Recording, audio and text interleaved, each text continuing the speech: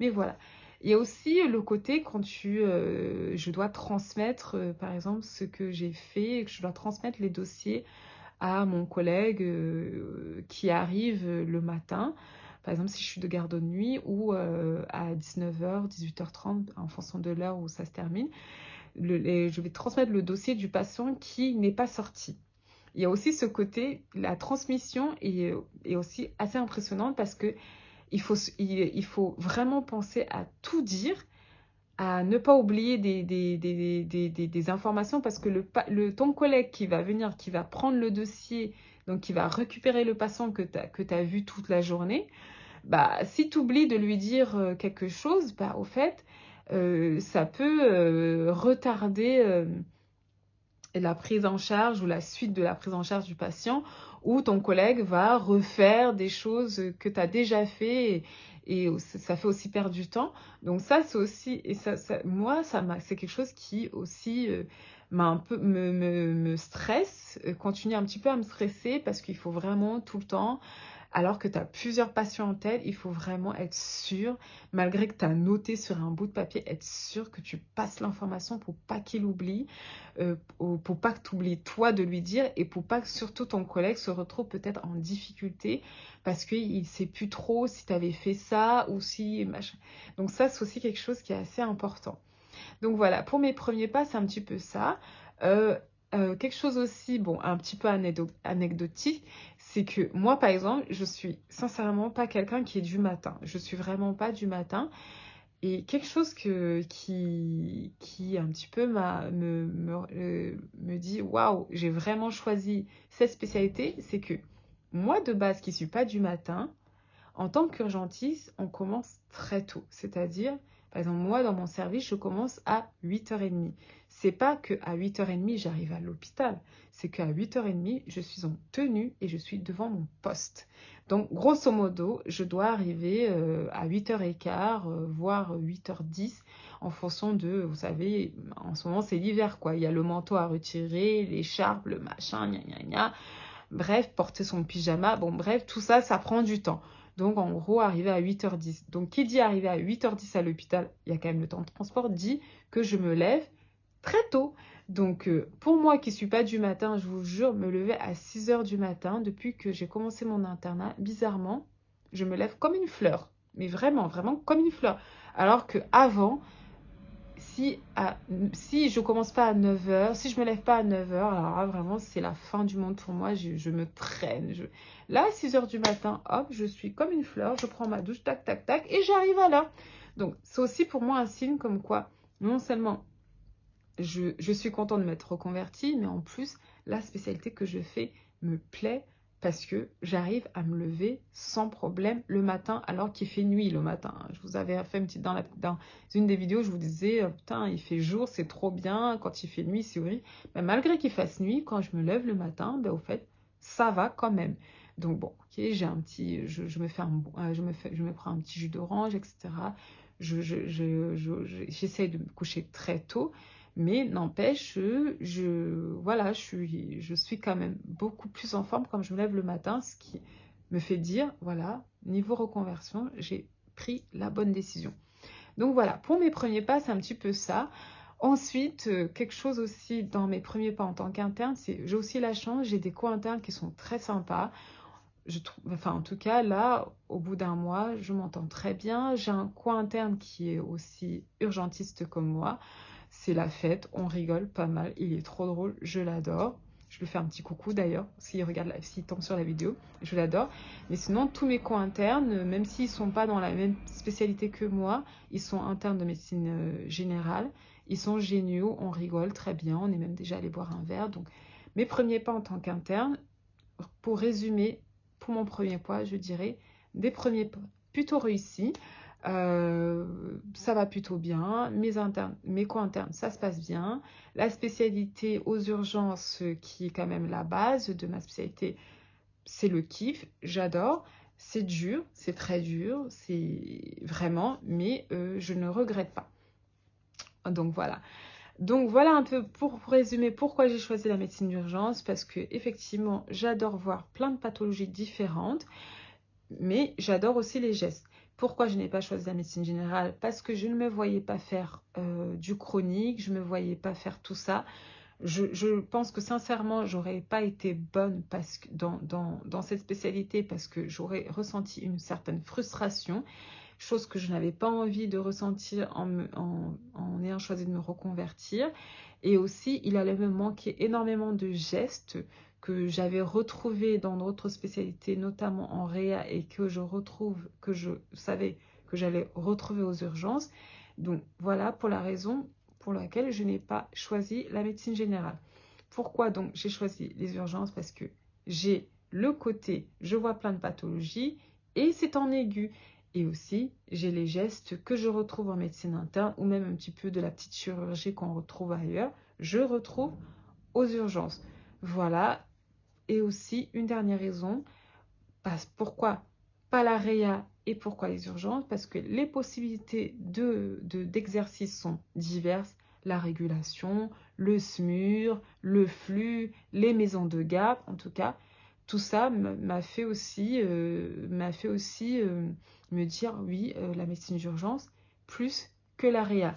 Et aussi, bon, aussi ce qu'il faut faire et que je conseille à beaucoup de faire, que ce soit en médecine ou dans d'autres spécialités, c'est toujours essayer de vous renseigner auprès de personnes qui font ce que vous voulez faire. Moi, c'était mon cas, je me suis renseignée, j'ai posé des questions à des internes urgentistes que j'ai connus à travers mes stages ou même que j'ai que j'ai rencontrés au moment des choix et avait la possibilité de discuter avec des internes urgentistes qui sont dans d'autres régions, leur poser un peu des questions sur comment ça se passe l'internat, pourquoi ils ont choisi, est-ce qu'ils ont hésité comme moi avec d'autres spécialités, pourquoi ils ont choisi les urgences plus qu'une autre spécialité, est-ce que ça leur plaît, est-ce qu'ils ne regrettent pas, quels sont les avantages, quels sont les inconvénients, comment ils comptent plus tard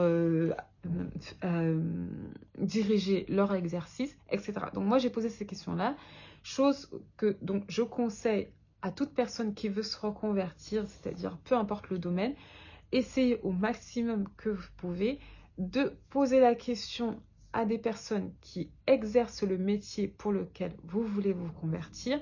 Leur demander toujours les avantages, les inconvénients, comment ça se passe, le salaire, si ça vous intéresse.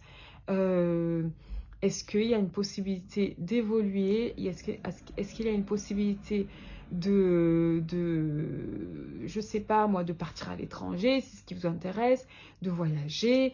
Bref, posez toutes les questions, n'hésitez pas parce que, comme on dit, en tout cas en médecine, c'est assez vrai, en médecine, en France en tout cas, quand on choisit une spécialité, il n'y a pas de possibilité, je sais qu'ils vont le mettre en place, mais en tout cas jusqu'à aujourd'hui, il n'y a pas de possibilité de changer, à moins de refaire tout le parcours de l'internat. Et encore, je crois que c'est même pas encore tout à fait mis en place. Mais quand on choisit une spécialité, à partir d'un certain nombre de semestres d'internat, on n'a plus la possibilité de changer. Et même quand on a la possibilité de changer, nos choix, à moins d'avoir été extrêmement bien classés, le choix de remords, c'est-à-dire où je vais changer de spécialité pour aller dans une autre, est quand même assez limité. Donc le mieux en général, c'est de choisir la spécialité qui va nous plaire parce que c'est dans cette spécialité qu'on va exercer plus tard pour le restant de notre vie. Donc en tout cas pour la médecine, c'est ça. Donc le choix est assez important et en général, on le fait de manière assez réfléchie. Moi, c'était mon cas. Donc, dans d'autres domaines, pour ceux qui veulent se reconvertir dans d'autres domaines autres que la médecine, ayez toujours cette idée en tête que le métier que vous allez choisir, c'est quelque chose que vous voulez faire pendant X années, c'est-à-dire au moins 10 ans de votre vie, voire 20 ans, voire plus, en fonction de l'âge à laquelle vous vous reconvertissez. Donc, essayez de choisir quelque chose qui va vous plaire, en tout cas tout ne peut pas nous plaire dans notre métier, mais au moins à 90%, l'aspect du métier va vous plaire. Vous y voyez sur le long terme, vous y voyez évoluer là-dedans, vous y voyez même apporter un plus là-dedans, apporter des nouvelles choses, créer ou je sais pas. En médecine, par exemple, il y a la possibilité d'aller dans la recherche dans son domaine, de faire plein de trucs, etc. Bah, comme dans d'autres métiers, je sais pas, moi, dans la création, apporter un plus, etc., etc. Bref, dans les technologies, créer une nouvelle technologie, j'en sais rien, vous voyez. Essayez toujours de voir qu'est-ce que j'ai envie de faire dans ce métier, comment j'ai envie d'évoluer dedans, est-ce que j'ai envie de mettre une nouvelle pierre à l'édifice. Voilà, moi c'est mon cas. Au niveau des urgences, j'ai plein d'idées de ce que j'ai envie de faire. Donc les urgences regroupent un peu tout ça et effectivement, j'espère du fond du cœur pouvoir atteindre mon objectif, en tout cas dans ces spécialités. Voilà, donc grosso modo, voilà pourquoi j'ai choisi la médecine d'urgence et non la médecine générale ou la pneumo ou la réa. Je ne sais pas si j'ai été assez claire. En tout cas, les raisons sont celles-ci. Pour mes premiers pas en tant qu'interne de médecine d'urgence, je suis à bientôt, le 2 décembre, ça fera un mois. Je suis assez contente de ce que j'ai vu, de mes premières impressions. J'espère que mes premières impressions vont rester telles quelles et même vont exploser, c'est-à-dire briller plus, devenir tout blau. Et que je continue à me dire, waouh, c'est vraiment ce que j'ai envie de faire. Je ne sais pas encore dans quel domaine des urgences j'ai envie de me spécialiser. Est-ce que j'ai envie de faire les urgences pédiatriques? Est-ce que j'ai envie de faire plus de SMUR? Est-ce que j'ai envie de faire plus de traumato? Est-ce que j'ai envie de faire X, Y dans les urgences? Pour le moment, je ne sais pas encore. Je sais juste que pour le moment, les urgences, c'est vraiment mon domaine. Voilà, et donc je vais essayer de continuer au fil de l'internat, d'être meilleure un peu plus chaque jour, afin d'être le meilleur urgentiste possible que je puisse l'être dans les années à venir. Voilà, sinon je vous remercie à nouveau d'avoir suivi cette vidéo.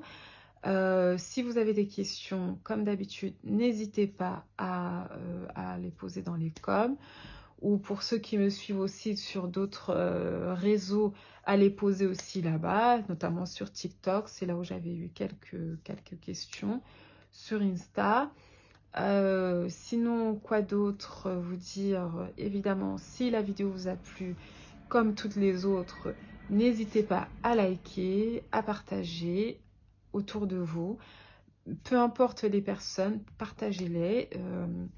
Si vous avez des questions que vous aimeriez auxquelles je réponds, pareil, posez-les. J'essaierai de répondre en vidéo. Peu importe le domaine, bien sûr, ça peut être sur mon parcours en tant qu'interne, sur mon parcours pendant mes études de médecine de la 2e à la 6e année, sur un sujet médical. J'essaierai de vous répondre si, bien sûr, j'ai les connaissances suffisantes pour cela. Sinon, je vous dirai que malheureusement, je ne peux pas vous répondre, en tout cas pas pour l'instant. Je ferai les recherches qu'il faut. Si vous avez des questions sur mon parcours d'auparavant, avant la médecine, posez-les aussi. Évidemment, je vais continuer à faire les vidéos sur un peu comment se sont passées mes études, comment j'ai géré mon travail à côté, plus ces études de médecine, comment je me suis organisée, pourquoi. Je ferai un petit peu des va-et-vient comme ça sur le passé et sur le présent pour un peu diversifier les vidéos afin de ne pas avoir tout le temps la même chose, quoi. Voilà, sur ce, je vous laisse. Cette vidéo est la plus longue que j'ai fait jusqu'à aujourd'hui. J'espère que j'ai été assez claire. J'espère que ça vous a plu. Sur ce, je vous dis, prenez soin de vous. Restez focus sur vos objectifs. Ne lâchez rien. Tenez bon. C'est en bossant durement qu'on arrive à avoir ce qu'on veut. Ayez confiance. Ayez vraiment, vraiment confiance en vous. Ne vous laissez pas démonter, c'est difficile, mais je vous assure, tenir bon, ça vaut le coup. Et personne ne vous le dira le contraire et laissez personne vous dire que vous n'y arriverez pas parce que c'est faux, vous y arriverez. Que ce soit pour aujourd'hui ou demain, comme on dit, quand quelque chose est fait pour nous, on finit toujours par l'obtenir. Et autre chose, ce n'est pas parce que vous avez un certain âge que vous ne pouvez pas prétendre à faire des nouvelles choses. Il n'y a pas d'âge pour se lancer dans n'importe quel domaine que ce soit. Il n'y a absolument pas d'âge. Allez-y, go et restez focus pour vos objectifs. Voilà, sur ce, je vous remercie d'avoir suivi la vidéo. Je vous fais plein de bisous. Je vous dis à la prochaine et n'oubliez pas de vous abonner, de liker et de partager. Bisous!